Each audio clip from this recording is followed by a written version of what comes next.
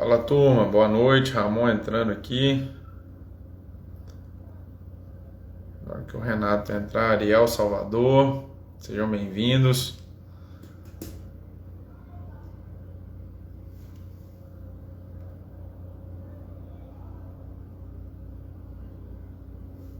Esperando o Renato aqui, ó, entrar. Ó, o Renato entrou aqui.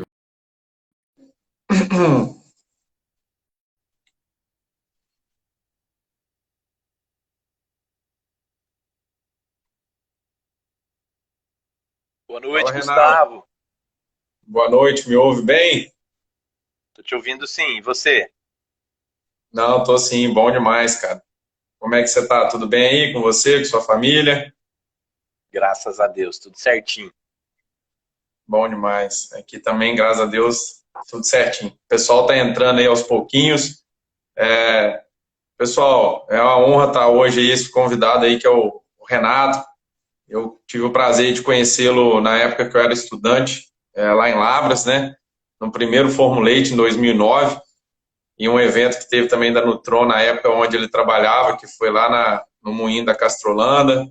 Na época, eu acho que a Provime tinha acabado de entrar para o grupo Nutron, e tinha trazido o John Newbold, que era um especialista lá também em aditivos. A gente foi lá assistir, ele também fez parte aí do, também do Formulate. Então a gente conheceu, estreitamos uma relação e foi uma pessoa aí que assim, teve um impacto muito positivo na minha carreira pelo aprendizado que eu tive com ele. Admiro muito ele como profissional. Foi um dos fundadores aí do grupo do Leite, foi um grupo de estudo lá de Lavras. E é um prazer, Renato, ter você aqui hoje, cara. Vai ser um bate-papo muito legal aí. Obrigado, Gustavo. Eu, eu que agradeço o convite, né? Eu te convidei primeiro, agora estou te devolvendo aqui. É um prazer, eu te admiro. É impressionante ver a pegada que a tua turma tá. O tanto de gente, a gente se orgulha muito de estar contribuindo e mantendo viva essa relação nossa lá da faculdade, né? Já eu estava fazendo uma palestra hoje, falei, caramba, né? Eu estou formado desde o primeiro ano do século XXI, né? Então, a faculdade, para mim, ela ficou no século passado, né? Mas ela está tão viva dentro do conhecimento, dentro do coração, né? Que a gente tem muita Uhum. vontade de retribuir um pouquinho com o grupo, com a turma que está no campo, o pontapé que a gente teve para estar vivendo com dignidade da profissão, né, na pecuária leiteira. Então eu sou muito grato ao grupo e é sempre um prazer enorme estar com vocês, viu, Gustavo? E você, cara, você é uma referência para mim. Ah, que isso, Renato. Eu estou no início da carreira ainda, tem muito trecho ainda e aprender.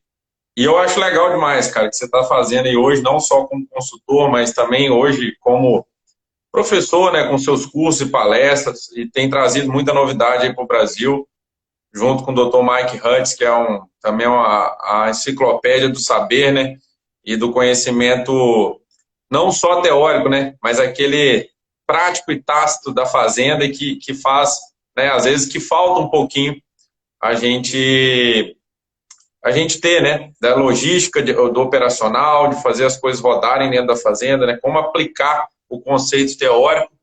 E às vezes você tem um conceito teórico que dá para ser aplicado de três, quatro vezes, quatro maneiras diferentes, né, dentro de cada realidade de cada fazenda.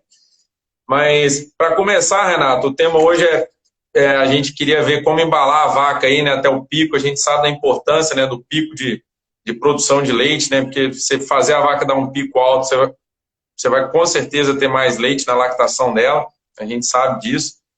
Mas eu queria, até antes de entrar nesse assunto, né, que você falasse um pouco do seu histórico, porque a intenção aqui do Track and Feed, que eu, junto com meus amigos aí, todos do grupo, foram do grupo do leite, um é primo meu, o Ramon, que cobre a parte de gado de corte, eu falo mais um pouco de nutrição de gado de leite, o William, que é um grande amigo meu, que é agrônomo, né, fala da parte de produção de forragens, e a Kes da parte de conservação. Então, a gente sempre quer trazer muito para esse público, né, jovem aí, que entrou na faculdade, dos 18 até recém-formado, né, pessoas de referência e histórias, né, de sucesso para eles se inspirarem, né, que às vezes a pessoa não tem como é que fala assim, um roadmap, né, para seguir, um mapa para seguir, às vezes ela ouvindo um pouco, né, da história sua, sempre inspira. Então, antes de a gente começar, eu queria que você falasse um pouquinho aí sobre como é que foi sua carreira até hoje. Não, legal, né? Então, a gente começa falando das raízes, né, que me motivaram a fazer zootecnia. Eu sou neto e filho de produtores de leite. E, apesar de nunca ter morado na roça, isso todos os finais de semana, todas as férias, né? Primeiro no cavalo, né? Aí depois a gente chega na vaca com mais ou menos 14, 15 anos, né? É a estratégia dos pais, né? E então já era muito definido para mim, né? Eu tenho um padrinho que era veterinário, fazia reprodução, famoso em reprodução aqui na região, né? Rodava muito com ele também. E aí eu entrei em Lavras em 1995. O Grupo do Leite foi fundado logo que o Kiko chegou do doutorado dele nos Estados Unidos, entrou em Lavras, se eu não me engano, em 97, o grupo começou em 98. Eu fui a segunda geração do grupo, eu não estava entre os fundadores, sabe? Eu entrei um ano depois, sabe? Entrou eu e o Bambuí, né? O famoso Bambuí, né? A lenda, né, de Lavras. E logo que eu me formei, eu trabalhei em 2 cooperativas, sabe, Gustavo? Que eu acho que nos dá uma vivência muito grande. Cooperativa é igual pronto-socorro, né? Você vê de tudo, né? Tem o bom, tem o ruim, tem o muito ruim, tem as brigas políticas, tem o cara que não tem forragem, todas as variações possíveis dentro do universo, né? Então eu trabalhei na Casmil, que era uma cooperativa de 900 cooperados, eu tocava a fábrica de ração e de mineral. Tá me ouvindo? Não sei se está travando, a minha tá travando um pouquinho a internet, eu acho que não sei se é a sua, Renato. Deixa eu olhar aqui, mas a minha não é não. A sua tá boa? Porque aqui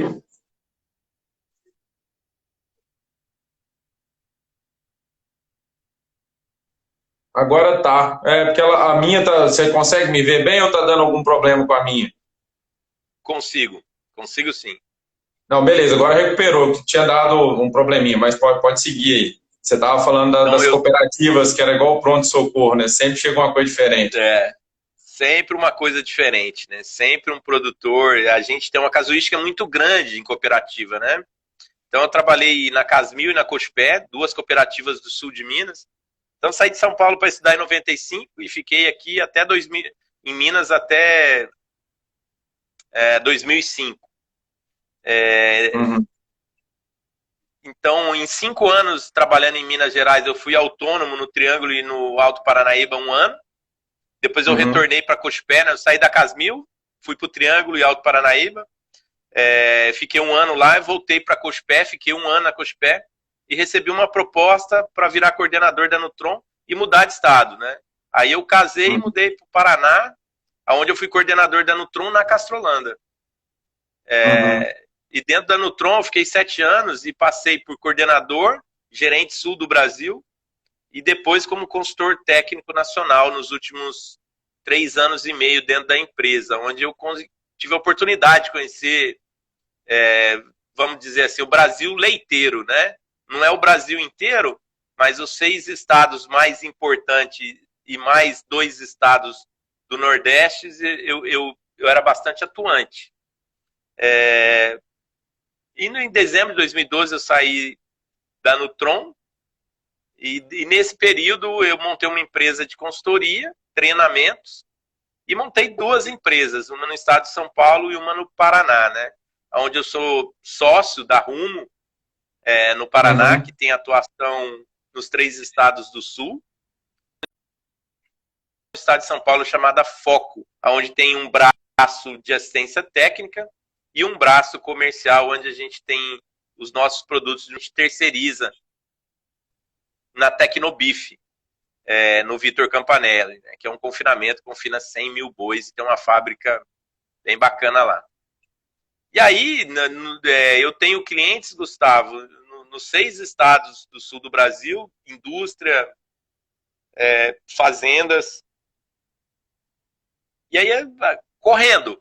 E por causa da pandemia eu tive a grata oportunidade, né, de estar convivendo com o Mike Hutz no último ano aí, que tem sido provavelmente o melhor ano profissional da minha vida, né, por aprender não só de vaca, né, mas aprender sobre o ser humano, sobre a humildade científica, né, sobre a dor de dono, né, em todos os posicionamentos que a gente tem no mercado. Tem sido muito bom, muito bom. Não, legal, legal, Renato. Acho que a trajetória sua aí, com muita, atuando em fábrica, grandes fazendas com diferentes realidades, né? Eu acho que isso aí é uma coisa, assim, uma mensagem bacana, né? E assim, uma observação minha, assim, que eu sempre vi de você, você é um técnico muito antenado, né?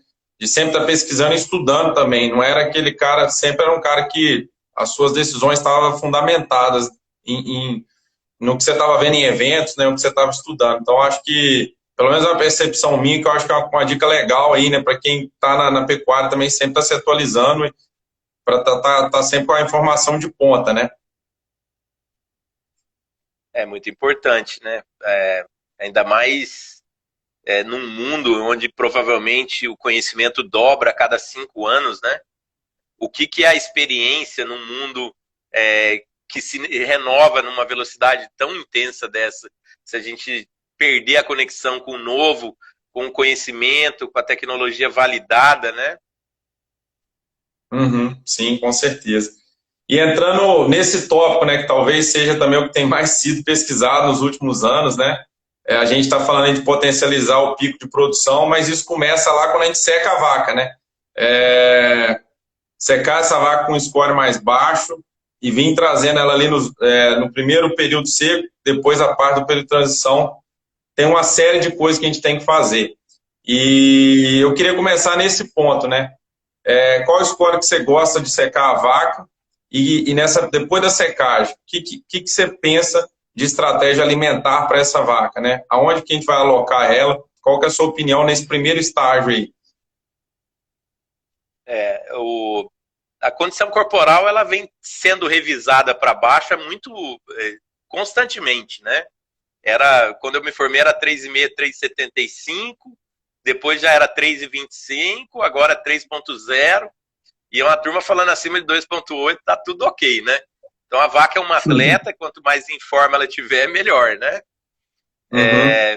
Só que a gestão e a condição corporal, ela é diretamente relacionada à taxa de prenhez da fazenda. Uma vaca confinada em uma dieta de alta energia, e nós não temos o hábito, que o Mike Hutz fala assim, que a terceira forragem da propriedade deveria ser uma fibra indigestível como freio de mão, né? De consumo e ingestão de energia para categorias que está excedendo demais. Então, muitas vezes a gente não tem, né? Esse lote light, regime, uma forragem de trânsito menor, né? Então, a condição corporal ela é muito direcionada realmente a um alinhamento entre nutrição e a velocidade que essa vaca emprenha, né? Porque ela está parada, ela tem 24 horas por dia de comida na frente dela, e se a gente estender muito a lactação dessa vaca mais de 280 dias de DEL, ela pode... E principalmente, né, Gustavo, nós temos um péssimo hábito no Brasil de não medir ingestão de matéria seca. Infelizmente. São poucas as propriedades que medem a ingestão de matéria seca. Então, às vezes, a gente não tem o real dimensionamento de qual é o ganho de condição corporal que aquela dieta está entregando.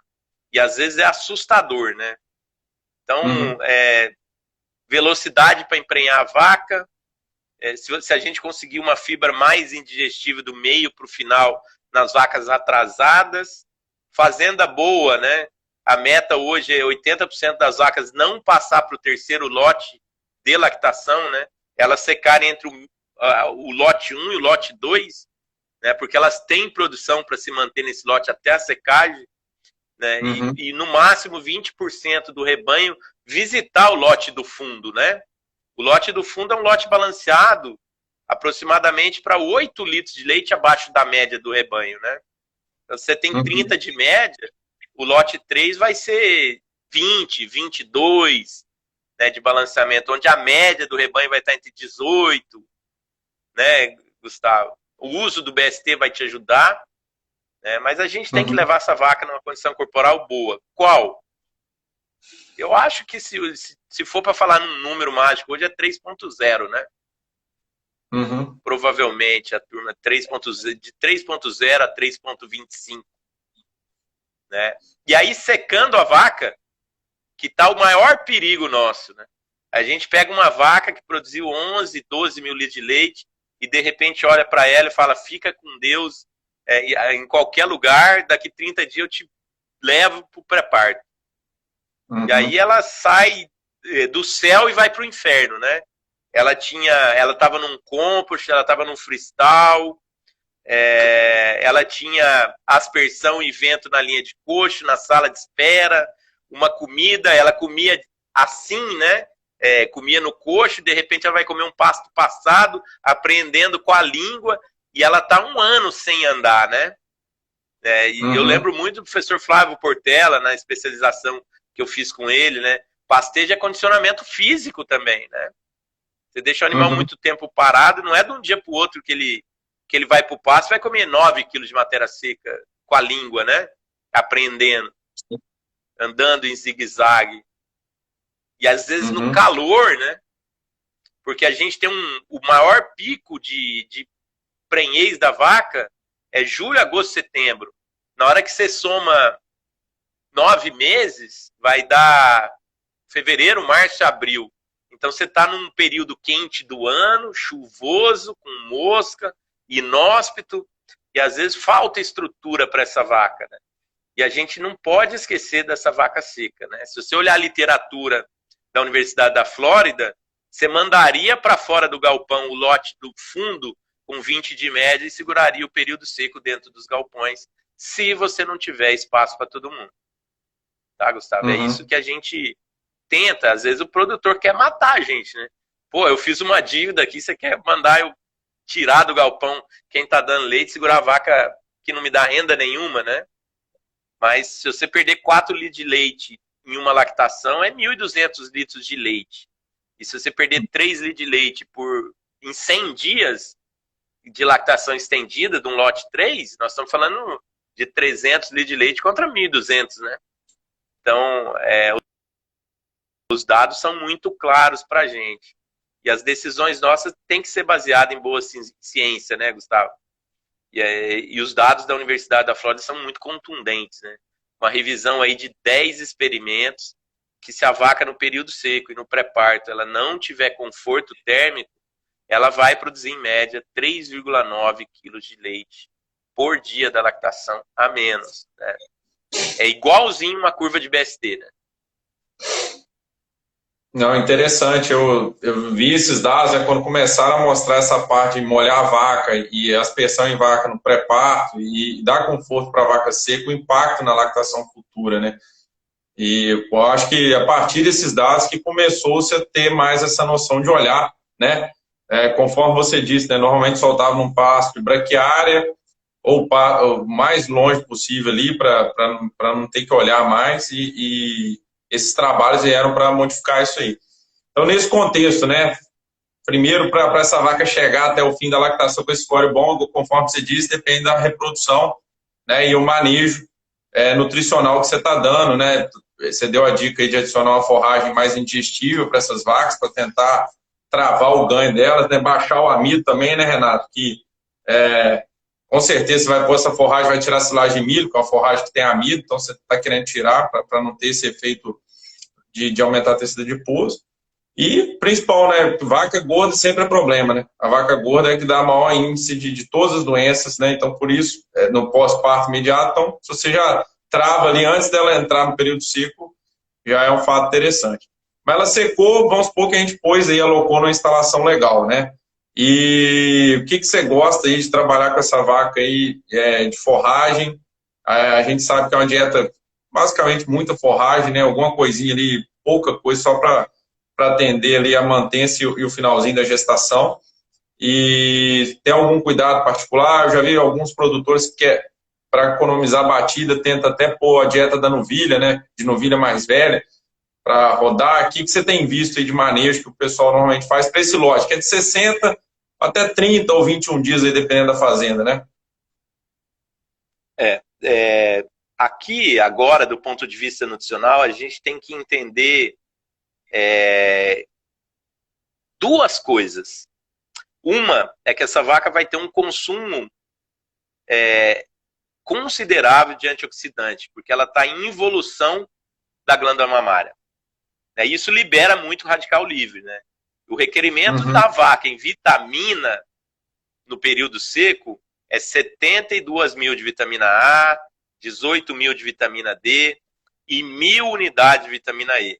Essa vaca, normalmente, ela vai comer sal mineral de gado de corte, né? Então, nós precisamos perder o hábito de práticas de quando as vacas produziam 15 de média. Nós estamos com a vaca dando 40 litros no pico, 11 mil litros de leite por ano, né? Então, nós precisamos fechar a dieta desse animal. Não é difícil. Não é difícil. A gente tem que entregar para essa vaca no período seco. Agora, estou falando de uma vaca holandesa, 15 megacal de energia, 900 gramas de proteína metabolizável e fazer um balanceamento de micromineral e vitamina dentro do requerimento da vaca. Tá? Quando você olha isso, uma silagem de sorgo, uma silagem de milho, numa PMR com pastejo de meia qualidade, não precisa nem ser o top, né? Mas entrega 5 kg de matéria seca de silagem de milho, 1 kg de farelo de soja, 100 gramas de ureia e um mineral ali, né? É aquele mineral período seco, muito parecido com um núcleo pré-parto catiônico. Tem muito pouco produto para vaca seca, né? Mas é necessário. É uma fase. A vaca que está seca, ela serve para você para a próxima lactação. E aqui começa o trabalho dessa vaca, né? A vaca que não serve, você já mandou embora. Você descartou. E nós estamos muito seletivos devido ao preço da arroba da vaca, né? Então, as vacas que estão ficando são vacas muito boas, né? Então, atender o requerimento energético, proteico, vitamínico e mineral, e não é difícil. A gente consegue fazer isso com uma pitada de farelo, de um núcleo bom, desenhado para essa fase, nitrogênio não proteico, fibra alta, 45% de FDN, proteína baixa, você entender 900 gramas de proteína metabolizável, aí é 12, 13% de proteína, focando numa ingestão aí de uns 12 quilos de matéria seca. É legal você falar isso aí, até eu participei da Discovery Conference que teve de período de transição, e tinha uma discussão também muito em cima da vaca e da novilha, tá? A novilha, ela tá seca, vai para a primeira lactação. E falando um pouco, né, você entrou na exigência de proteína metabolizável, né? Normalmente da vaca aí vai ficar entre 900 e 1.000, e a novilha a gente tem a necessidade, às vezes, de botar 1.200 gramas por dia. É comum, claro, que no período seco eu acho que dá talvez até fazer essa separação mais fácil, mas na hora que já entra já pro pré-parto ali, 21 dias, 30 dias, você tem visto o pessoal separar a novilha das vacas, até também tem a questão não só da proteína metabolizável, conforme eu estou falando, mas tem o último estudo do Zé Eduardo, mostrando que talvez se tem uma categoria que dá para tirar o sal aniônico, talvez é a novilha, que tem um benefício menor, né? Não é que é pior, né? Assim, vai piorar para ela, mas o benefício é menor. Então, assim, o que você acha disso aí? Os 1.200 de proteína metabolizável, a gente foca no pré-parto, não no período seco. Mas, novilha. Assim, isso, na novilha. Existe, novilha não responderia, Só que acontece que a categoria pré-parto numa propriedade é 5% do rebanho. E quando você separa novilha de vaca, nós já estamos falando de 2,5%. Por questão operacional e às vezes até tamanho do vagão, porque se a batida do vagão não chegar no meio do vagão, você não tem uma boa mistura, né? E o sal aniônico é um remédio amargo. Você começa a ter flutuação entre vacas. Vacas de pH 8, pH 5,5, né? Então, quando a fazenda não é muito grande, a gente foca na vaca e faz aniônico para a vaca e a proteína metabolizável da novilha. 1.200 gramas para todo mundo e dieta aniônica para todo mundo. Poderia separar? Poderia. Você tem propriedade que faz isso? Eu acho que eu tenho uma que separa. Uhum. Entendi. Tá. Não, mas é interessante você falar, né? Questão operacional, né? Já fica difícil.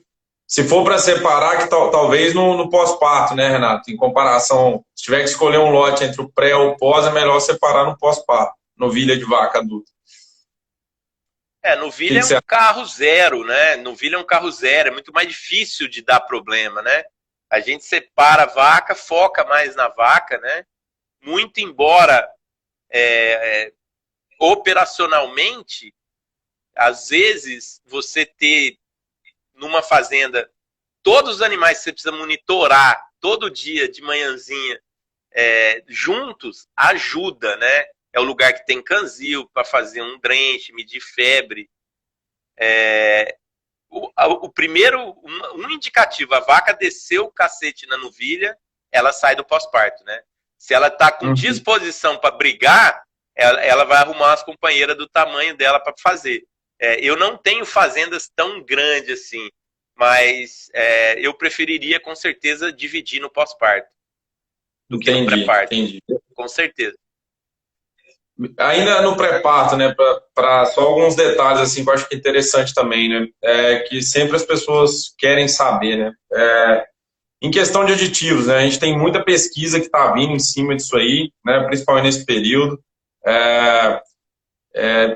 e muito saber o que você gosta ou não de usar, né, hoje tem ganhando muita força o uso de colina, que é um produto assim que tem ajudado muito as vacas aí no metabolismo hepático, para ajudar durante essa transição. E quais outros que você, assim, se fosse fazer uma ordem assim de preconização do que dá para usar, se fosse para preconizar, qual que você gosta de usar e em qual condição?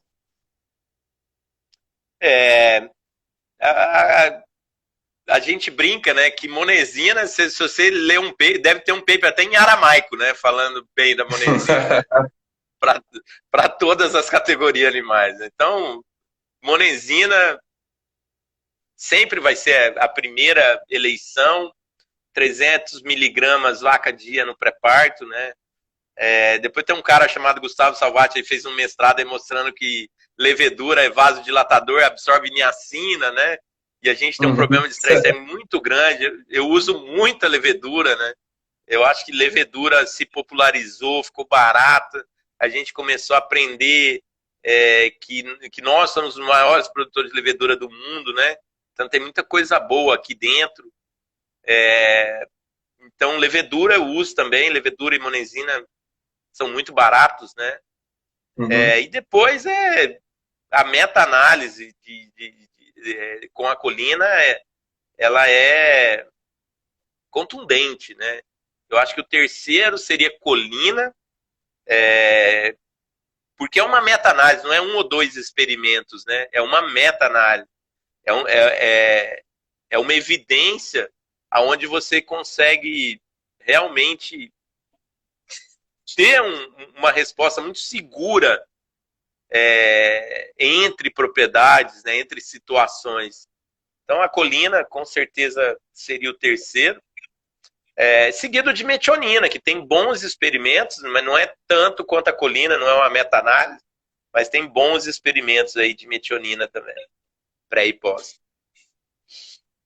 Não, show. E da parte assim, Renato, que a gente sabe que a vaca vai entrar aí nesse período, né, até algum de 21 dias, alguns produtores até estendem isso para 30, porque a gente sabe que tem vaca que pode antecipar o parto, e para a gente ter um efeito legal a redução aniônica seria ideal, pelo menos, a pegar ali uns 21 dias, né? Então é melhor, às vezes, estender para você conseguir acertar, pelo menos na média, está entre os 21 dias. E essa questão do consumo, né? Vem chegando perto do parto, né? 15 dias ali cai drasticamente, as vacas com score maior cai mais ainda abruptamente. E por tudo, né? Até o rumen está sendo comprimido pelo bezerro, tem a parte hormonal, tudo ali atuando. E eu queria saber de você que considerações você faz ali no pré-parto, né? Claro, conforto você já falou que é mais importante ainda nessa fase. Mas o que você faz assim na parte de manejo, né? Nutricional, né?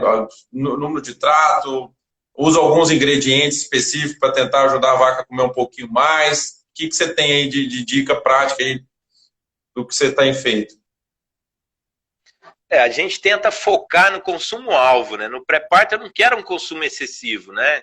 Porque isso daí pode até me causar um problema de acúmulo de gordura que vai dar cetose depois, né? Então a gente tem um alvo aí de 12 a 14 quilos de matéria seca para multíparas, 10 a 12 para primíparas, e quando o lote está misturado, a gente quer um consumo entre 11 e 13, tá? E eu me preocupo se esse consumo cair muito abaixo da meta, né? No pré-parto a gente quer um consumo constante, nem mais nem menos do que a vaca precisa. E hoje nós temos buscado fazer uma refeição só, por qualidade de mistura, né? O vagão é dimensionado na propriedade para vaca em lactação. Então, se você pegar uma propriedade aí com 500 vacas em lactação, ela está com 25 vacas no pré-parto. Tá? Então, quando você faz 2 tratos, a qualidade de mistura é muito ruim, né? Então, a gente tenta fazer um trato só e, se for necessário, usar um estabilizador de coxo. Um ácido propiônico, um propionato de cálcio, um blend como Fresh Cut, né?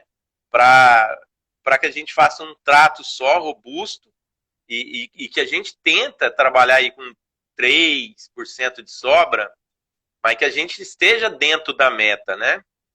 Um espaço de coxo bom, 80 centímetros, se vaca e novilha estiver separado, estiver junto, até 1 metro de espaço de coxo, às vezes.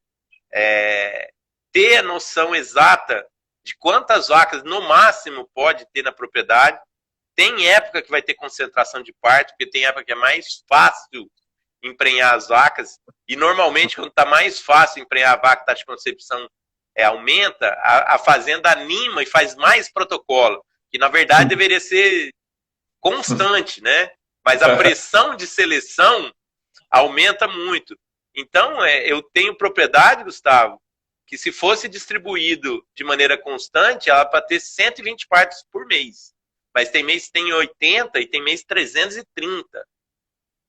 Porque eles não são distribuídos. A taxa de serviço, a taxa de concepção varia. Né? Então vai ter épocas de pico de parição. E quando você tiver picos de parição, você tentar fazer 2 pré-partos. Tá? E nunca apertar. Apertou, aumentou a densidade, é certeza de problema. Né? Então a gente se preocupa do produtor e do cara de manejo ter noção de realmente quanto cabe ali e não exagerar, para não ter surtos de metrite, de retenção de placenta, deslocamento de abomados. Outra coisa muito importante que a gente faz é ter um controle efetivo do parto, né? O parto assistido é muito importante, num local limpo. A gente sempre fala, onde a vaca deita para parir, meu amigo, é onde a sua mãe deitou pelada para você nascer, cara. Esse lugar tem que ser limpo, é o lençol. Como que está o lençol da maternidade? Onde a sua esposa vai deitar para nascer teu filho, né? Então, da onde sai um bezerro, né? Entra uma sujidade. Se for com um post bar, né, a gente para de bater a cama, tenta fazer uma reposição constante, tirar sujeira. Se for num freestyle, onde essa vaca vai parir, qual é o protocolo para atuar, né? Quanto tempo você espera, se estourou a bolsa, para pôr a mão, para vaca e para novilha. A importância do colostro para essa bezerra, né? Nas primeiras horas de vida, né? Então, ter esse parto assistido é muito importante, né? E ter consistência do que a gente está fazendo, né? A comida na hora certa, na quantidade certa, gestão de quanto está comendo, nem mais nem menos, a mensuração do pH de urina, né? Uhum. Não tentar emagrecer vaca de jeito nenhum se ela estiver gorda, né? Uhum. E tomar decisão, e tomar decisões rápidas, se necessário, né? Se o pH de urina não está batendo, se o consumo está muito abaixo do esperado, né? Eu faço dietas muito simples, sinceramente, sabe? E né, Silagem de milho. eles estão até perguntando aqui, Renatão, assim, qual o pH, assim, que você, o valor que você normalmente gosta de trabalhar, com qual variação você aceita, né? E de quanto tempo que é o ideal medir, tá medindo, na sua opinião? Olha, eu trabalho com pH de urina que eu considero a melhor faixa entre 5,8 a 6,5. Uhum. A gente tenta sempre pegar as vacas nas 2 primeiras horas após a primeira refeição do dia.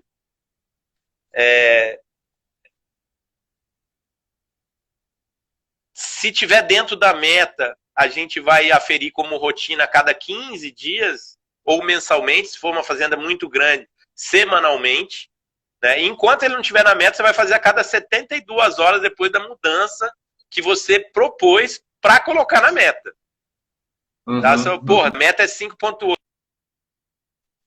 E... Você vai lá, mexe na dieta, espera 72 horas e mede de novo. E não deu certo, toma uma decisão, mede de novo. Né? E um dos pontos é o consumo, né? Igual você falou, porque o Sauvignon onion tem um paladar ruim, a vaca não gosta de comer, então você tem que misturar ele bem, senão ela vai segregar no custo. Então a qualidade da mistura aí para ajudar é muito importante, né? E a outra qualidade coisa de mistura é muito importante. E outra coisa, assim, você usa alguma. O que a gente pode usar? Porque um desafio que a gente tem aqui no Brasil, né, é reduzir o potássio das dietas nessa fase, né, que atrapalha também a ação do Sauvignon, né? Lá no sul, muita gente usa palha de trigo, né? E às vezes o que você tem feito aí, o que você tem usado para tentar baixar esse potássio aí? Eu tento usar muito silagem de milho. Silagem de milho é um alimento de potássio baixo, aonde a propriedade tem resíduo de cervejaria, tirar um pouco do farelo de soja. Farelo de soja tem 2,4% de potássio, né? Resíduo de cervejaria tem meio. Né? Então, onde eu tenho cevada, ajuda no consumo, é uma proteína bypass, é bom, palatável, né? Eu gosto muito dela no pré-parto. Eu não acho que as fazendas, a média brasileira, está preparada para trabalhar com muita palha, por causa de tamanho de partículas, sabe, Gustavo? A gente fala muito de palha de trigo, né? Mas a vaca, quando ela pega uma fibra indigestível daquela, e ainda mais uma vaca no pré-parto, que não vai por ordenha, né? Ela tem um time budget para selecionar que é extremo, né? Ela tem paciência, ela não tem... então, a palha de trigo, quando ela não está realmente muito bem processada, eu acho que ela piora muito mais do que ajuda. Né? Então, você quer usar palha de trigo? Mostra para mim qual é o tamanho de partícula dessa palha. Né? Passa na Penn State, você tem noção da meta da peneira da palha de trigo para ela entrar na dieta. Né? Então, o processador de feno é uma premissa. Né? Se tiver, ótimo. Eu também não sou adepto de dieta de alta palha, né? Eu trabalhei com 1,5 kg a 2 de matéria seca. Tá? Mas ajuda. O DDG tem ajudado bastante, né? Arrancar farelo de soja e colocar DDG. DDG tem alto enxofre, baixo potássio. A gente vê que o DDG ajuda muito também dentro da meta do pH de urina. Não, legal. Essas duas de ingredientes, isso aí que é o bacana, né, Renato? Que você tá na lida aí, e essas dicas de ingrediente a gente não acha, né? Eu acho que é quem tá fazendo dieta que sabe. Então, isso aí a gente não vai achar nem no NRC lá pesquisando, ou que vir. Então, eu acho muito legal esse tipo de informação. Essa aqui já valeu a live para mim. E deixa eu perguntar, explorar mais um pouquinho para você, para a gente ir já para o pós-parto, né?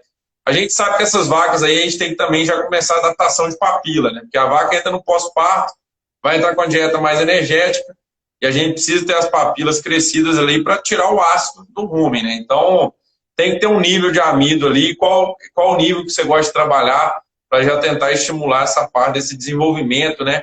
Das papilas ruminais ali, que é muito importante. Legal. Essa é uma pergunta fantástica, sabe, Gustavo? Ela não é fácil de ser respondida, não. Porque eu já fiz essa pergunta milhões de vezes para muita gente, né? E aí, quando a gente não tem dados, a gente é só mais uma pessoa com uma opinião, né? Sim. Tá faltando trabalhos nessa área, mas a melhor resposta que eu tenho para a sua pergunta, Gustavo, é qual é o nível de amido que a vaca vai estar no pós-parto imediato. A maioria das fazendas não conseguem ter um lote pós-parto, né? E vai colocar, às vezes, a vaca numa dieta de 28% de amido. Aí, eu acho que o degrau tem que ser maior. Aí, muita gente fala assim, ó, eu vou trabalhar com 16% de amido no pré-parto. Beleza. Mas para onde essa vaca vai depois que ela parir? Você tem... eu gosto muito de fazer aquela analogia daquele levantador de peso. É ano de Olimpíada, né? Onde ele pega um peso muito grande no chão, ele põe no ombro, vê se as costas dele não rebentou, para depois ele levantar, né? Então, é 3 pontos, né? Então, eu acho que o delta deveria ser 3 a 4 unidades, né? Então, por exemplo, se você vai pôr a vaca numa dieta pós-parto com 21% de amido, ok, trabalha com 16, 17, 18.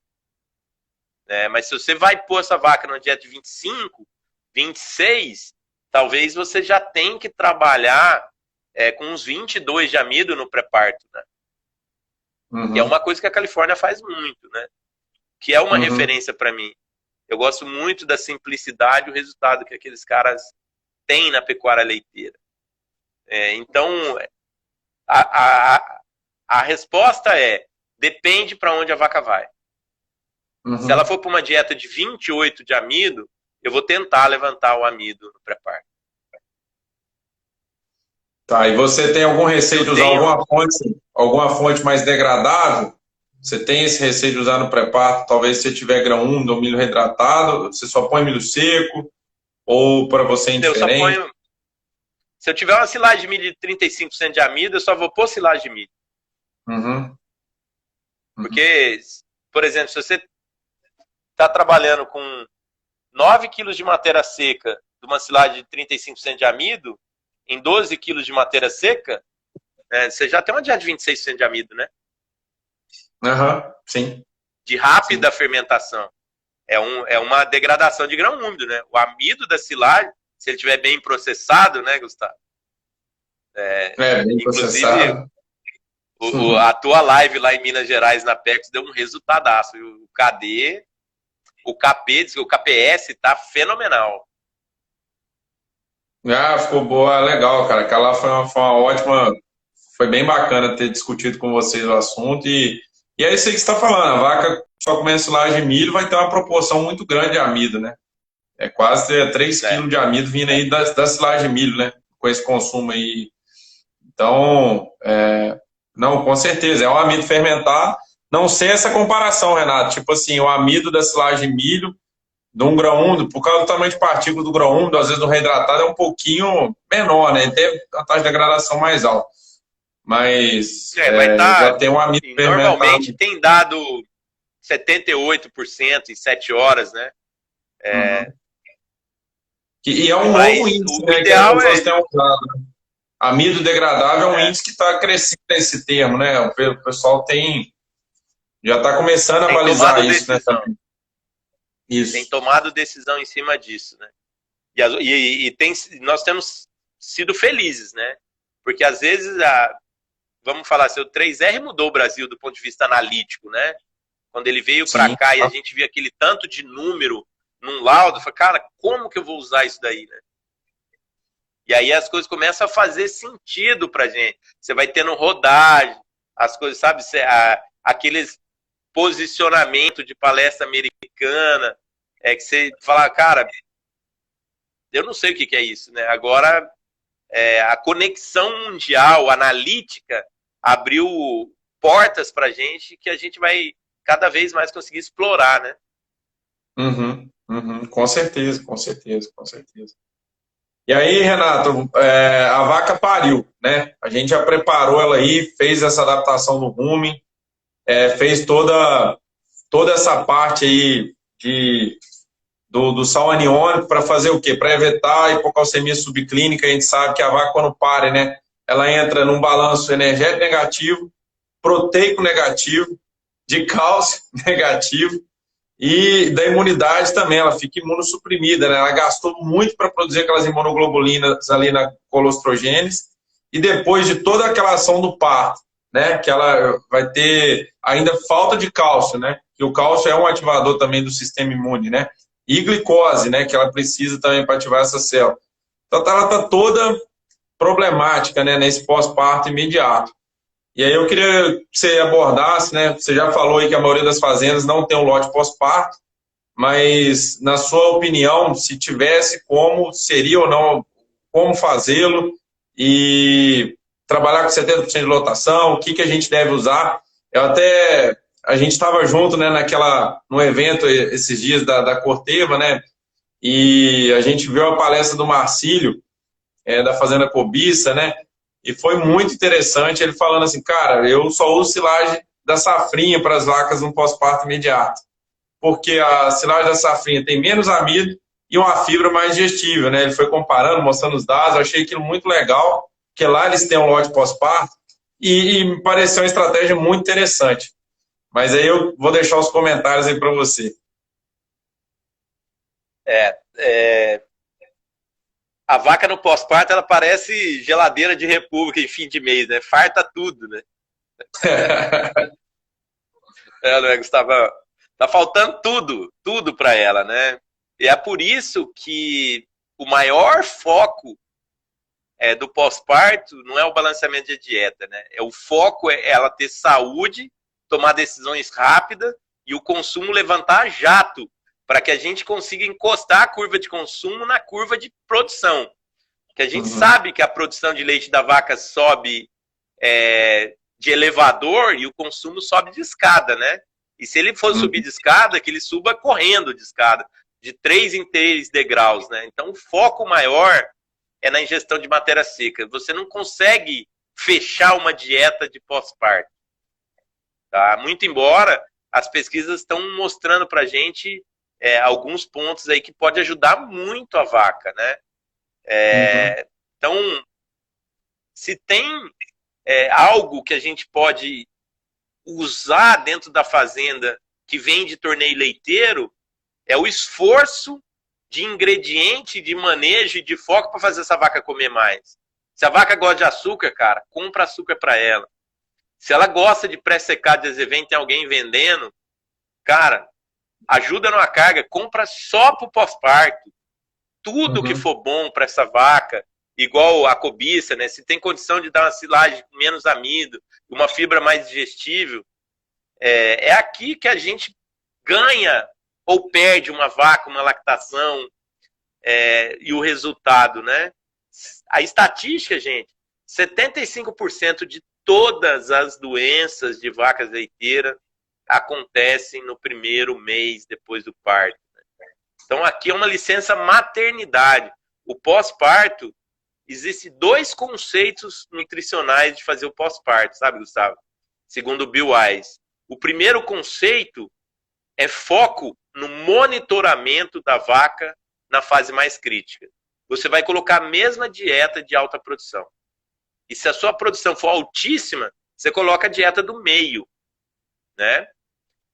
E aí você vai ficar com essa vaca de 7 a 10 dias, monitorando Você vai criar o seu protocolo de monitoramento. 7 horas da manhã você vai lá e prende as vacas, mede febre, avalia se precisa hidratar, avalia descarga uterina, consumo, score de fezes, evolução da produção de leite, que é um número fantástico, e às vezes a gente vê pouca gente falando dele, né? A vaca tem que aumentar 2 em 2 litros de leite todos os dias. A novilha de 1 em 1, a vaca de 2 em 2, né? Nessa fase. E aí, o gerente do manejo vai pegar de 7 a 10 dias, avaliar e dar alta. E aí a vaca vai para o lote de alta produção. Esse é um conceito muito focado na gestão da saúde, tomada de decisão rápida, assumindo que a melhor fazenda do mundo, ela ainda vai ter um nível de problema muito grande no pós-parto, né? A saúde pós-parto é uma fronteira que ainda não foi conquistada na pecuária leiteira, né? A prevalência mundial mostra que 30% a 50% das vacas vão adoecer, vão ter pelo menos um problema metabólico ou infeccioso no pós-parto imediato. E o segundo conceito, Gustavo, que talvez é o que mais é o tema da live, é aqueles lá, é o conceito que fala, sim, eu tenho informações hoje onde eu posso manipular a dieta da vaca no pós-parto de 21 a 30 dias e que isso vai fazer essa vaca ter um resultado melhor. Que eles chamam muito do efeito carry-over, né? Que é o carreador, que é nada mais, nada menos do que aquele manual da vaca, né? Da primeira página. Se a vaca tivesse um manual igual o carro, que está falando assim, ó, cada litro de leite que você fizer essa vaca subir no pico, vai fazer essa vaca te dar 250 litros de leite a mais durante a lactação, né? E aí nós podemos entrar com uma dieta com mais proteína, menos amido, porque a gente sabe que o amido, principalmente o amido muito degradável no rumen, né? Ele pode travar o fígado, a teoria da oxidação hepática, né? A vaca não consegue metabolizar aquela quantidade de propionato chegando no fígado e ela trava o consumo, né? Então a gente tenta fazer uma dieta aí de 20% de proteína, 20 a 21% de amido, e o FDN de forragem muito próximo disso também, né? De 21, 22, tem gente falando até 24 para dar um peso no rumen, né? E aí você vai nas tecnologias, né? Metionina, açúcar, mais vitamina, porque essa vaca ainda está imunossuprimida. Lá na secagem, você tinha involução da glândula mamária. No pós-parto, você tem involução uterina, né? Você tem uma vaca que altamente responsiva a você manter o padrão de vitamina de 2.000 de vitamina E, 100.000 de vitamina A, 30.000 de vitamina D, né? Selênio alto, zinco alto, grande parte dele na forma orgânica, que eu não considero aditivo, por isso que eu não falo, mas faz parte do protocolo, né? Grande parte dos antioxidantes está na forma orgânica, né? Tem um trabalho muito bom do Adam Locke, feito por um brasileiro, que fez o mestrado com o Flávio Portela, né? De gordura, aumentando quase 4 litros de leite no pico, de uma vaca que já estava no grupo controle com 44 litros de leite, né? Então, o Jonas. O Jonas de Souza. Isso. Não, muito bacana. Vai estar aí no Formulate, né? Vai estar aí no Formulate daqui, acho que é em setembro o Formulate, né? Que é um trabalho fenomenal. E a namorada dele, da época de Exalc, né? A Fernanda Batistel, fez um experimento em Illinois também fenomenal no pós-parto com metionina, né? Um resultado fantástico. Aí você faz o balanceamento de aminoácidos, ácidos graxos, né? O palmítico é o foco, né? Chegando a quase 0,5% da dieta. Melhora a digestão de fibra. O FDN de melhor qualidade que você tiver, o melhor TT-NDFD, né? Açúcar faz a vaca comer um pouco mais. Meta de DECAD, eu tento buscar aí uns 360 milha equivalente, né, para essa vaca. O oposto de onde ela estava, né? Ela estava na dieta de menos 50, menos 100 de DECAD, agora a gente vira ela para o outro lado, né? Vira a chave mesmo, para fazer uma dieta extremamente catiônica. E aí, 10% de oferta sobra, né? O lote pós-parto, Gustavo, é um lote ingerenciável. As vacas todo dia estão aumentando o consumo, aí o veterinário vai lá, dá alta e tira metade das vacas que estavam comendo muito, e aí de um dia para o outro sobra, mas tem que sobrar mesmo. Né? Não tem hora, essa vaca está perdendo 3 quilos de peso por dia. Né? Então a gente empurra mais. Na sequência do vagão é o primeiro lote a ser tratado. Né? É o lote com maior frequência de alimentação, se for possível, alimento fresco, é o último lote a gente mudar a silagem, né, para silagem nova, e a gente espera primeiro o laudo, né, e a gente tem muito cuidado, porque esse lote, gente, o Bill Wise falou isso num treinamento que eu fui dele na Argentina, Gustavo, você tem um lote de 50 litros de leite com 120 dias de DEL. Se o cara fez uma cagada, pôs um feno mofado para esse lote, você perde 4 litros de leite. Em 3 dias você percebe, troca e o leite volta. Mas os 4 litros de leite que você perder no pós-parto, você nunca mais recupera. Se você perder a vaca na subida, ela chega no platô, ela vai dar um pico menor. A gente brinca para o produtor, né? O primeiro dia, a primeira vez que uma criança subiu num cavalo, se ela tomou um tombo feio do cavalo, ela nunca mais vai ser o cavaleiro que ela poderia ter sido. Com certeza, com certeza. Então essa fase a gente toma muito cuidado. E da parte de lotação, Renato, você trabalha com 70%, 80%, parte de estresse térmico. Hoje a gente, na minha época que eu fiz o estudo lá da levedura, era 72, o THI hoje é 68, não sei nem se está mais abaixo disso. O que você tem para comentar dessa parte aí do conforto e de espaço, de lotação, né, de curral e tudo mais? Como manda o protocolo, né? No máximo 80% de lotação, é o primeiro lote para ir para a sala de espera tomar banho, é o maior tempo de resfriamento, né? Até porque essa vaca, além dela ter estresse térmico, ela pode estar tendo febre. Ela acabou de parir, todo o útero de uma vaca vai ter micro-organismos pelo menos nos primeiros 12 dias, né? Porque da onde sair um bezerro, entra uma bactéria, ela vai ter algum nível de infecção que pode gerar um aumento de temperatura, né? Sempre o maior cuidado com esses animais. É onde a vaca adoece mesmo. Se a gente tiver a pasto, a gente tenta fazer ela entrar de maneira gradativa no pasto. Se o produtor tiver silagem, segura o silagem o dia inteiro para essas vacas, solto ela para acompanhar o rebanho só de noite, né? Muita atenção mesmo, porque essa vaca aqui, ela é uma vaca delicadíssima. Show, Renato. Caminhando mais aí para o fim, para a gente finalizar, a vaca saiu do pós-parto, né? Passou por esse período aí, as que tinham que ser medicadas, né? Com todas essas doenças aí que você mencionou, né? Hipocalcemia subclínica, tem as que tiveram problema aí com cetose subclínica, e as doenças, né, que são em consequência dessas, né?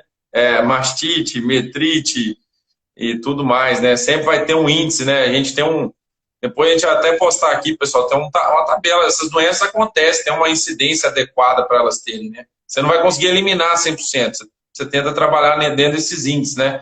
Quantos por cento de deslocamento de abomaso, quantos por cento de metrite, mastite, retenção, tudo mais. Passou essa fase, né? E agora ela entra no lote de alta. E que considerações você tem para fazer para esse lote de alta, né? E eu falo assim, muito que você puder contribuir nessa parte, até mais de ingredientes que você gosta de usar, porque eu acho que essa informação que é a mais difícil de obter, né? Você gosta de trabalhar com 2 fontes de forragem, qual a segunda fonte de forragem você trabalha com a fonte PNDR, qual que você gosta mais de trabalhar, igual você deu a dica lá de tirar o farelo de soja, pôr o resíduo de cervejaria, porque tira o potássio no pré-parto. Para essa fase aqui, tem alguma coisa algumas considerações que você tem? Ótimo. Só, como você falou de mastite, né, eu queria fazer um comentário aqui que o pós-parto foi criado na década de 80 devido a levantamentos que 90% do primeiro caso de mastite acontece nos primeiros 90 dias. A vaca está imunossuprimida e você não quer deixar essa vaca ser ordenhada no meio do rebanho, porque tem muita vaca que abriga uma bactéria e não está doente. Você quer que o pós-parto, que tem de 60% a 80% de imunossupressão, pregue uma teteira seca, desinfetada. Tá? Antes de ter experimentos, conceito, você já punha o pós-parto ali para ordenhar na frente. Linha de ordenha é a coisa mais básica. O que acontece nesse Brasilzão inteiro, Gustavo? Você não está vendendo o leite da vaca porque ela está no pós-parto, é um leite de transição.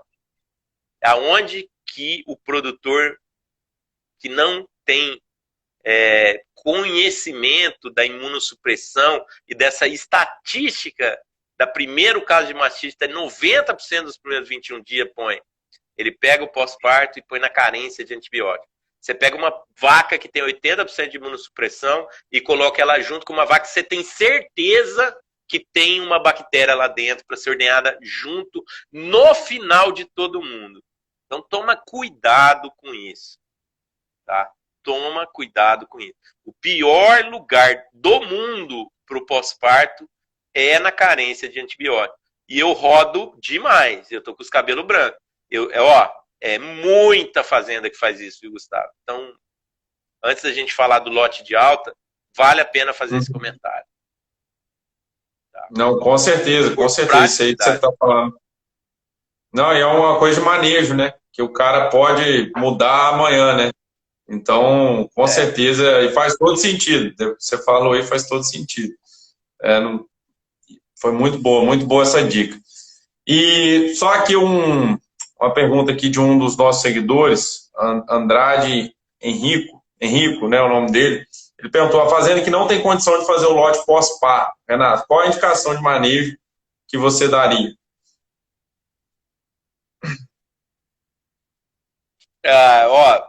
Eu gosto de fazer isso. E quando eu falei isso pro Mike Hunt, ele até torceu o nariz, mas eu gosto. Então eu vou falar, né? Por favor, gente, um bom aluno jamais acredita em 100% dos seus professores, né? Então vocês são juízes e júris. Eu gosto de colocar todo mundo no lote de novilha de alta. Vaca não vai apanhar de novilha. Aí a novilha já está no lote dela, né? Sim, e aí sim. com 10 dias eu tiro as vacas. Com 10 dias eu tiro as vacas e põe no lote de alta de vaca, tá? E aí eu trabalho com lote de novilhas sublotado. Eu gosto. Show de bola. Show de bola. Mas pessoal, eu não sei se é certo, mas eu gosto. Não, sua experiência, né? Você tem a sua experiência do que você fez aí, funcionou, né? Então, é muito válido. E nesse lote de alta, né, Renato? O que você gosta de usar? E que distinção, talvez, que você faça aí para novilha e vaca, né? Se tem alguma especificidade que você faz para uma ou para outra. Claro que tudo isso também, quanto mais você mexe, tem essa parte da logística da fazenda, tudo isso aí que você está falando do vagão, para misturar. Tudo isso tem que ser colocado na conta, né? Eu coloco vaca e novilhas em lotes separados, mas a mesma dieta. A dieta de alta produção com 2 lotes. Tem o lote de alta e o lote de novilha. Né? E aí depois eu vou ter o lote do meio, que normalmente para o meio. Né? O lote de alta vai ser aproximadamente 12, 15 litros de leite acima da média do rebanho. Né? A gente agrupa, foca nas vacas multipla, média, mas um desvio padrão. E as novilhas comem a mesma dieta das vacas, vão comer 3 a 4 quilos de matéria seca menos, né? E aí, aqui, Gustavo, se eu puder ter um pouco de extrato etéreo na dieta, eu daria 2 forragens com certeza.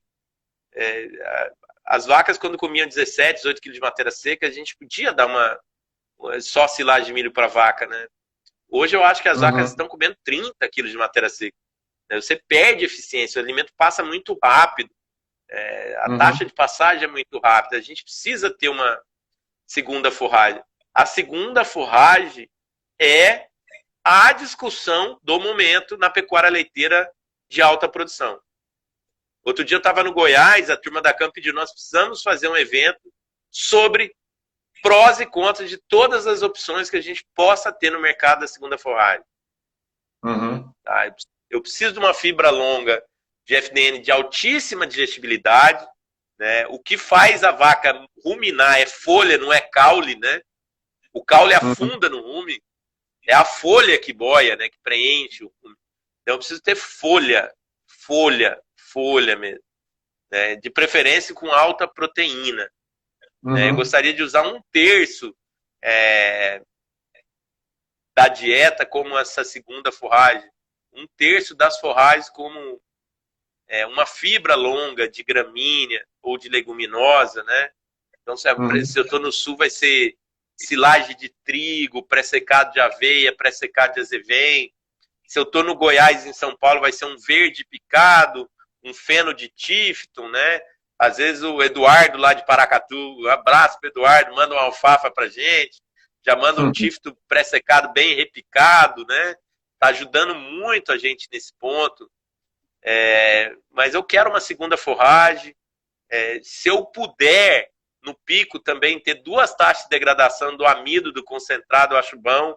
Eu usaria Uhum. 60% como grão reidratado ou grão úmido e 30% a 40% como grão seco, mais a silagem de milho, né, Gustavo? Uhum. Sim. Se eu pudesse dar duas taxas de degradações, eu gostaria. Se eu puder ter duas fontes proteicas, eu gosto também. Se eu tiver farelo de soja Ah. e DDG, eu acho melhor do que ter só farelo de soja ou só o DDG. Né? O DDG sozinho para uma vaca de alta, nunca. Mas Ah. o DDG e o farelo de soja junto ajuda, né? E pelo Sim. menos um subproduto. Aham. E alguma. Você tem usado, porque às vezes para a gente fechar a parte da energia ali, a gente tem que pôr. O DDG tem um pouco de gordura, né? Mas você usa alguma gordura protegida, alguma fonte de gordura nessa fase aí? Esse é uma discussão do momento também, né? Que a gente tá, né? O que eu vou fazer, cara? Caroço 2.200. Cara, a vaca não tem exigência de caroço de algodão. Tá, Uhum. mas eu tenho que ter extrato eterno no dia. Não, você tem que atender o requerimento energético da vaca, né? Se ela Isso, come claro. muito no inverno, será que precisa, né? É, as crises estão aí para quebrar paradigmas. Eu não estou tendo condição de ter caroço, a gordura protegida está, às vezes, inviável, os Tá. produtores, às vezes, não estão querendo, e as vacas estão subindo leite. Então, sabe, estou trabalhando com menos extrato etéreo, focado mais no consumo mesmo. Vamos empurrar mais a comida na linha de coxo, vamos tratar mais cedo, né? Vamos, pô, tá fazendo um frio esquisito, Bom, né? né? Que tá ajudando as vacas, né? Então, a vaca chega num consumo de uma dieta, vou usar Tá mais ajudando amido, as vacas, né? né? O que tem mais barato que milho reidratado? Nada, não chega nem perto.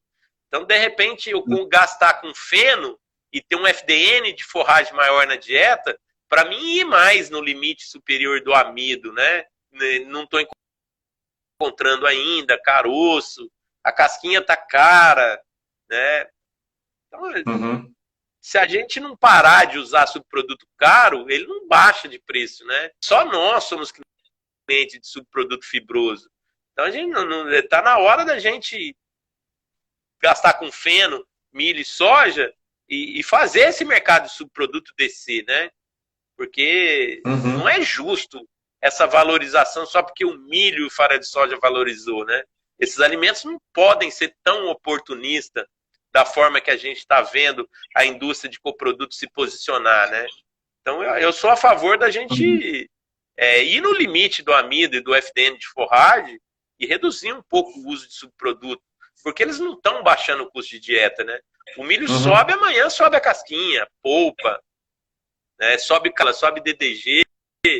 Os alimentos estão muito precificados, ponto proteico e energético do milho e da soja.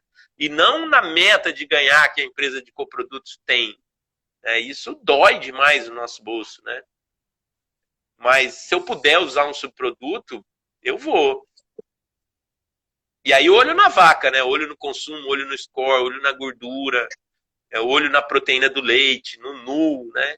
Eu quero ver essa vaca ciclando uma boa resposta reprodutiva com 50 dias, 60 dias, né? Uhum, uhum. Não, show. Ficou bem claro aí. Bastante coisa, detalhes bacanas aí. Eu acho que essa casadinha, farelo de soja, DDG, duas fontes de forragem, trabalhar com duas fontes de amido, né? Com degradação. Duas fontes não, né? Mas degradação diferente. E o que você tem visto assim que dá para o cara fazer, né? Para dar uma checada na dieta. Eu falo também que é muito importante essa parte da fibra, né? Para manter a saúde. E às vezes a gente tem que bate a Penn State lá no trato, né? Eu já vi alguns protocolos assim de você pegar ao longo da pista de trato, bater 10 Penn State, ver o coeficiente de variação que está tendo, desde a primeira queda do vagão até o fim.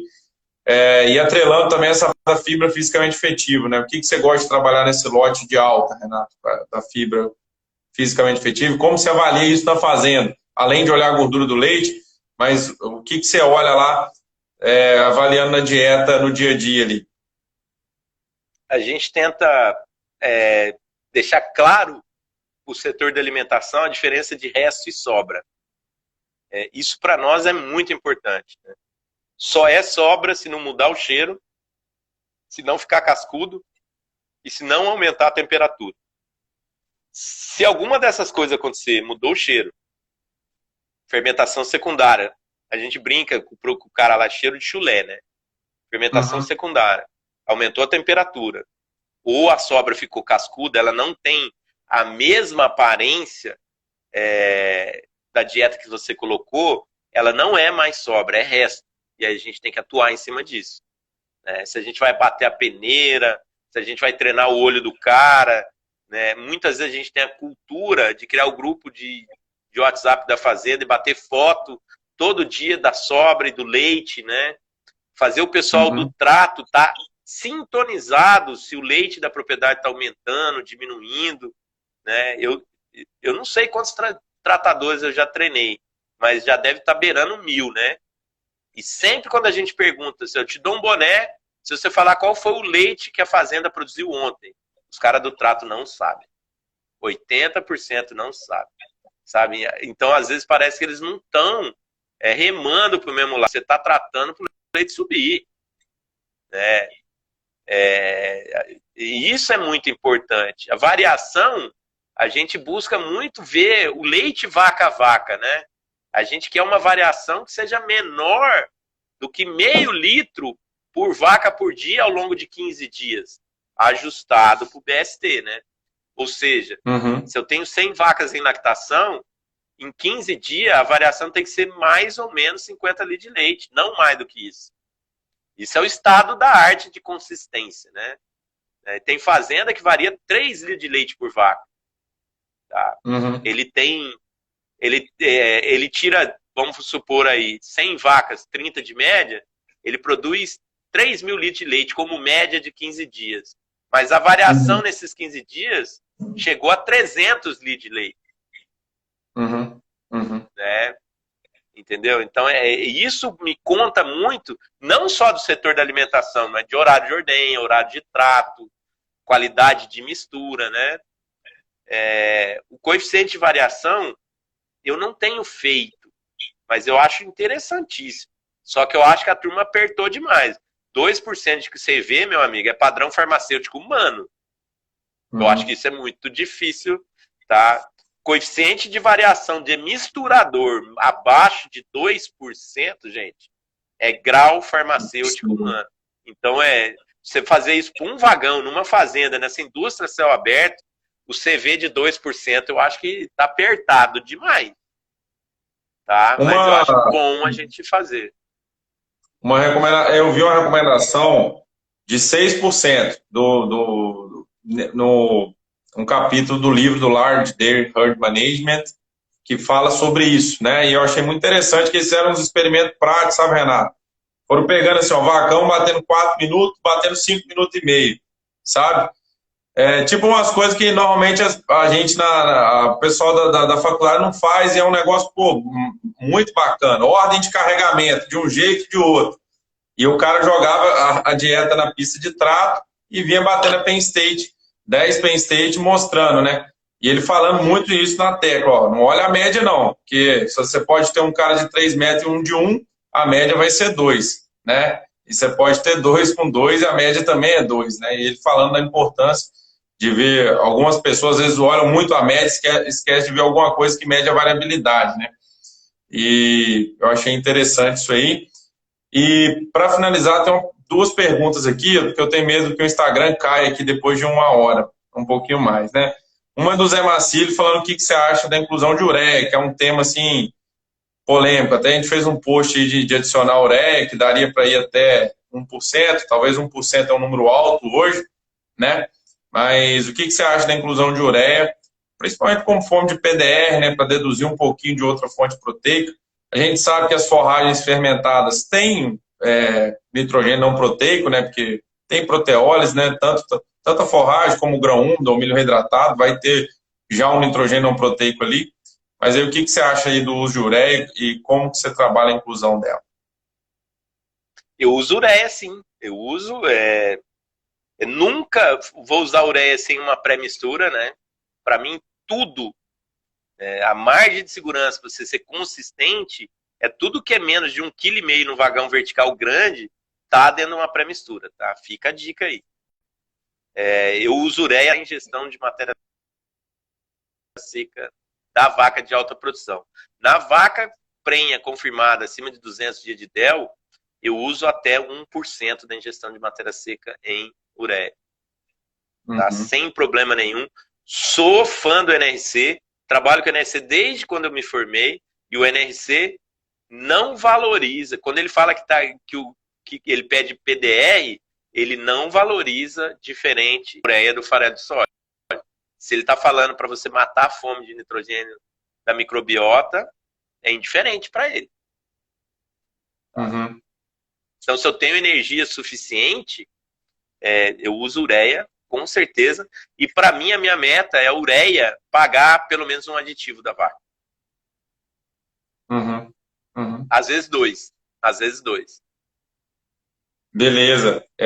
A última pergunta aqui é do Benedito. Ele falou assim: o que podemos usar como padrão de fibra fisicamente efetivo? Né? O que você recomenda?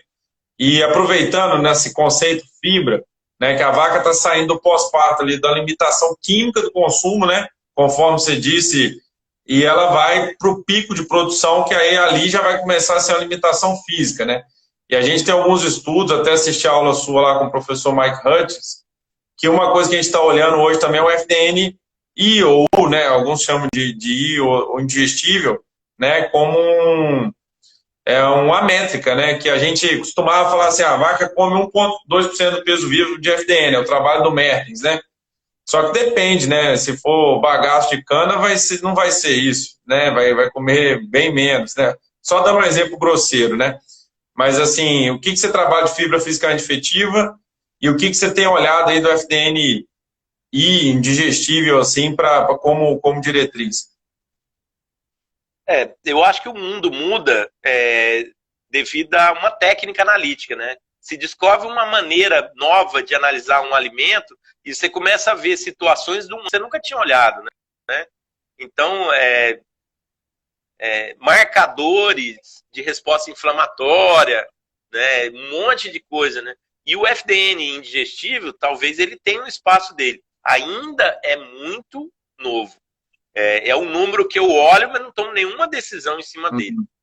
Né? Quando a gente está dando aula, tá no paper, a gente mostra, olha, tem esse número, provavelmente a turma está falando que o limite da vaca de FDN indigestivo é esse, né?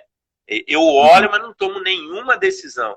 A decisão que eu tomo quando eu tenho um alimento de FDN indigestivo muito alto é tentar processar melhor essa fibra, que eu acho que é o melhor custo-benefício hoje, mais seguro, né? Se ele é mais indigestivo, bate mais o vagão, processa melhor. O meu foco é da revisão do Zebelli, né, Gustavo? Que eu acho que é o que vai estar no novo modelo, que sai no final de agosto já, né? A gente tentar trabalhar com dietas entre 15% a 19% de FDN retido acima da peneira de 8 milímetros, né? Possível na peneira de 19, porque essa vaca seleciona, né? Então é de 15% a 19% acima de 8 milímetros, com menos de 10% na peneira de cima. Gustavo, você me ouviu? Ouvi, deu uma cortadinha, mas eu ouvi. Eu ouvi. Beleza, Renato. Não, show de bola, cara. Eu acho que daqui a pouco vai cortar. Só para a gente dar uma mensagem final, queria agradecer muito, cara. Pô, vai ficar salvo aqui para quem quiser assistir. É uma baita aula aí. O Renato falou muito aí da parte de alimentos também, que eu acho que é muito legal, e manejo, né? Então, que são conhecimentos, assim, da larga experiência dele. Ele deu esse caso do mastite aí, que é muito interessante mesmo, que é o óbvio que a gente ignora, né? Que as pessoas ignoram. Às vezes é uma coisa, faz todo sentido, né? E, Renato, muito obrigado aí, cara, por tirar o seu tempo aí de terça para compartilhar conhecimento. Muito obrigado mesmo aí, e deixa o espaço aberto aí para você mandar um alô para a galera aí, se despedir. Um abraço enorme para vocês, fiquem com Deus, é um prazer enorme, sabe? Quantas vezes você me chamar, quantas vezes eu estarei aqui com você, Gustavo. Eu admiro o teu trabalho, da Kézia, do William, do primo, né? O outro Salvati aí, que eu achei que era teu irmão na época atrás. Então, obrigado, cara. Fiquem com Deus aí. Um prazer estar com vocês. Tchau, tchau. Valeu, fique com Deus, Renato. Um abraço. Abraço.